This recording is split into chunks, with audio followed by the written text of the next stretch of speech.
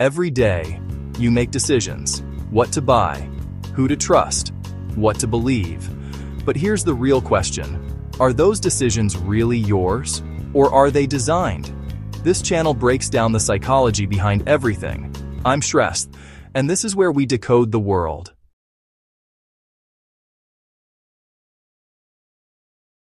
When Steve Jobs died, pretty much everyone thought Apple was done for. I mean, the genius was gone, right? But while the world was waiting for the next big, flashy invention, his successor, Tim Cook, was very quietly building something else, something way more powerful. So, forget the guy in the black turtleneck for a second. The real story of Apple's last decade isn't about some amazing new product. It's the story of how his successor built a prison. A perfect, beautiful, gilded prison that, let's be honest, most of us don't even realize we're living in. Look, let's just talk numbers, because this is kind of mind-blowing. When Jobs passed away, Apple was worth a staggering $350 billion. But under Tim Cook, the quiet operations guy, it just exploded. It became the first company in history to be worth $3 trillion. So the real question isn't just what happened, it's how.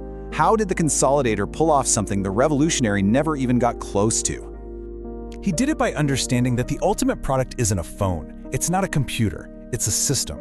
A whole world that's so convenient, so seamless that the very idea of leaving it feels like intentionally downgrading your entire life.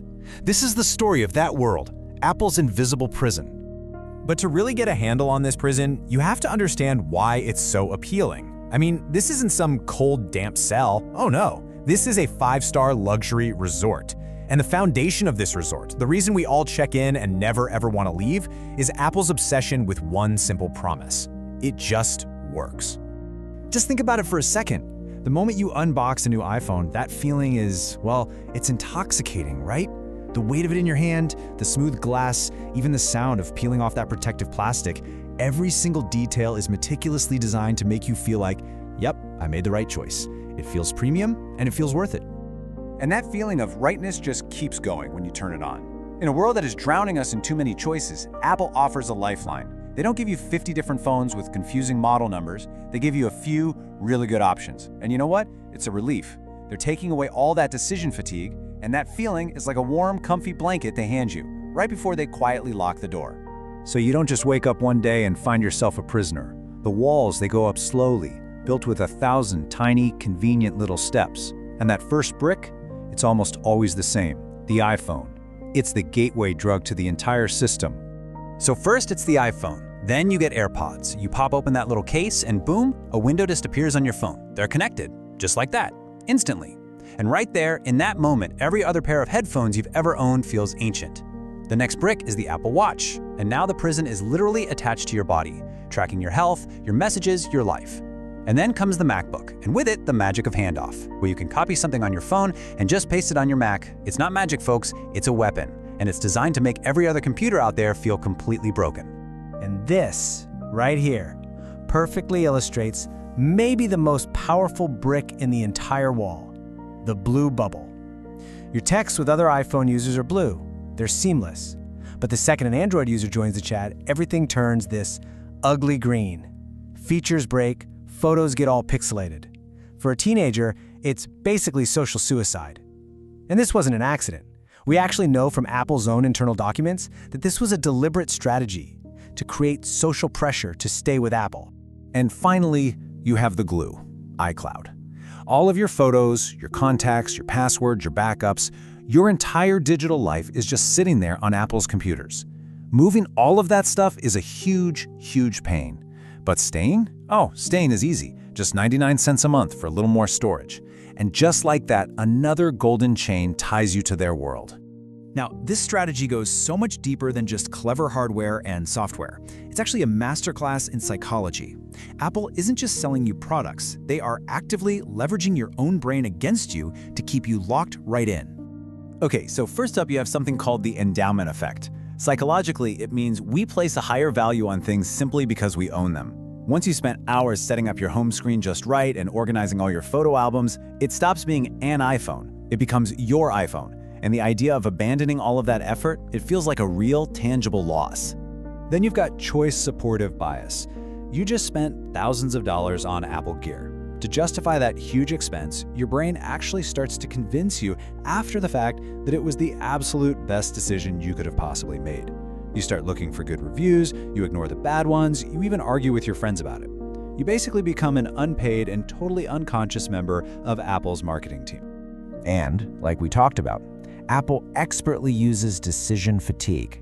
By offering this calm harbor of limited, curated choices, they make life feel so much simpler. And that feels like a luxury, doesn't it?